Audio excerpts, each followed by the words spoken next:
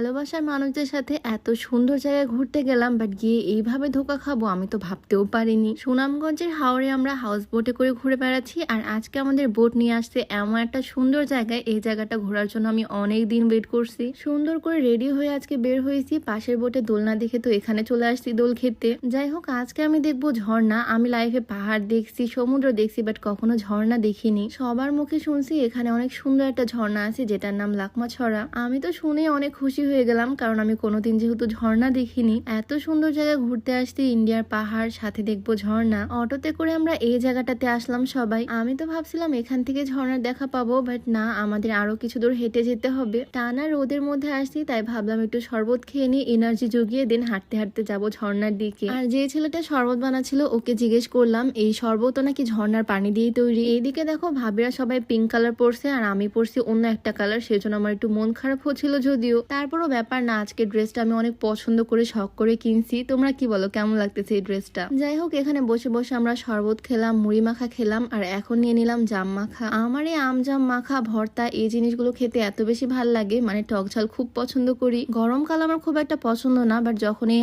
আম জাম লিচুর কথা ভাবি তখন মনে হয় গরমকালও ঠিক আছে, এই মজার মজার ফলগুলো তো খেতে পারবো। তো আমাদের জাম ভর্তা, মুড়ি মাখা, শরবত যা যা খাওয়ার ছিল সবকিছু খেয়ে নিলাম এখান থেকে, আর ফাইনালি রওনা দিয়ে দিলাম। আমার পেছনে দেখো কি বিশাল পাহাড়, আর এই পাহাড়গুলোর মধ্যে নাকি আছে বিশাল এক ঝর্ণা, যেটা দেখার জন্য আমি এত বেশি এক্সাইটেড। এই অল্প পানির জায়গাটা আমরা পাথরের উপর দিয়ে পার হয়ে আসলাম। এই জায়গাতে জাস্ট দেখো ভাবি আর ভাইয়া রোম্যান্স করতেছে, আর আমার হাজবেন্ড ভিডিও করে দিচ্ছে। আমরা সবাই খুবই ফ্রি, একসাথে থাকলে এরকম মজা করে ঘুরে বেড়াই। আমরা সবাই মিলে আজকে দৌড়ের রেস লাগাইছিলাম, কে আগে দৌড়ি ওই দিকে যেতে পারে। আমি তো ভাই সবার লাস্টে, ওদের দৌড় দেখে আমার মাথায় হাত। যাই হোক, এই হচ্ছে সেই ঝর্ণার পানি। ঠান্ডা ঠান্ডা পানি দেখে আমি তো আর লোভ সামলাতেই পারলাম না, পানির মধ্যে নেমে পড়ছি একদম। এই ঝর্ণার মেন উৎসটাই আমি দেখতে চাই, কোথা থেকে ঝর্ণাটা পড়ে। কতক্ষণ যে হাঁটছি তারও কোনো ঠিক নাই, বাট সামনে আমি এখন পর্যন্ত ঝর্ণা দেখতেই পাচ্ছি না। কতক্ষণ ধরে যে হাঁটতেছি তারও কোনো ঠিক নাই, বালু পানির উপর দিয়ে হেঁটে হেঁটে আসতেছি। বাট দুঃখের বিষয়, এত দূর আসার পর সবাই আমাকে বললো এখানে নাকি ঝর্ণাই নাই, এখন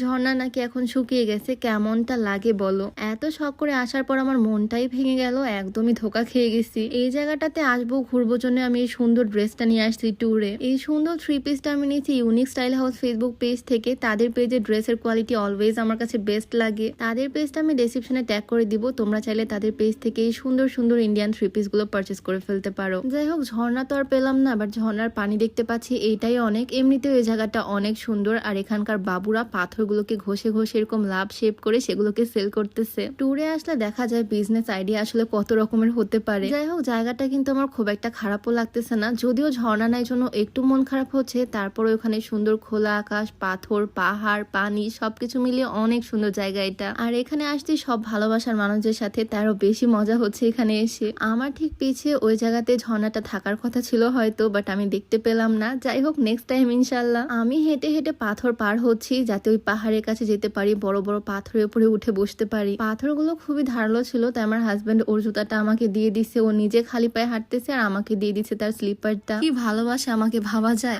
আসলে এটাকে বলে একদম টুরু লাভ, তাই না? তো অবশ্যই পাথরের উপর থেকে হাঁটতে হাঁটতে আমি চলে আসলাম এই বড় পাথরের কাছে। এখানে বসে বসে কিছু ছবি তুললাম, ভিডিও করলাম। আমরা সবাই মিলে এই জায়গাতে অনেক সময় কাটাইছি, প্রচুর মজা করছি। আর এই পাহাড়গুলো কিন্তু ইন্ডিয়ার মধ্যে পড়ে। দেখো আমি কি সুন্দর পাসপোর্ট ভিসা ছাড়াই ইন্ডিয়ার মধ্যে থেকে ঘুরে আসলাম। আমাদের এই জায়গাটা ঘোরা শেষ। তৃষা আপু তো আমাকে কোলে উঠায় নিয়েছে যাতে পানি আমাকে পা দিয়ে পার না হতে হয়। সবাই আমাকে কত কত ভালোবাসে দেখো তো। এই জায়গাতে আসছিলাম আমরা অটোতে, বাট যাবো হচ্ছে বাইকে। 3 জন মিলে এখন বাইকে করে চলে যাব আমাদের বোটের কাছে। আজকে যদিও প্রথমে ঝর্ণা না দেখতে পেয়ে মনটা একটু খারাপ হয়েছিল, তবুও প্রচুর মজা করছি। তো আজকের ভিডিওটা তোমাদের কাছে কেমন লাগলো অবশ্যই কমেন্টে জানিও। দেখা হচ্ছে নতুন কোনো ভিডিওতে। সবাইকে আল্লাহ হাফিজ।